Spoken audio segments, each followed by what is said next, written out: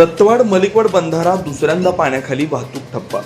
धरण क्षेत्रात सुरू असलेल्या मुसळधार पावसामुळे दूधगंगा नदीच्या पाणी पातळीत झपाट्याने वाढ झाली आहे. परिणामी दत्तवाड मलिकवाड बंधारा दुसऱ्यांदा पूर्णपणे पाण्याखाली गेला असून या मार्गावरील वाहतूक पूर्णपणे ठप्प झाली आहे.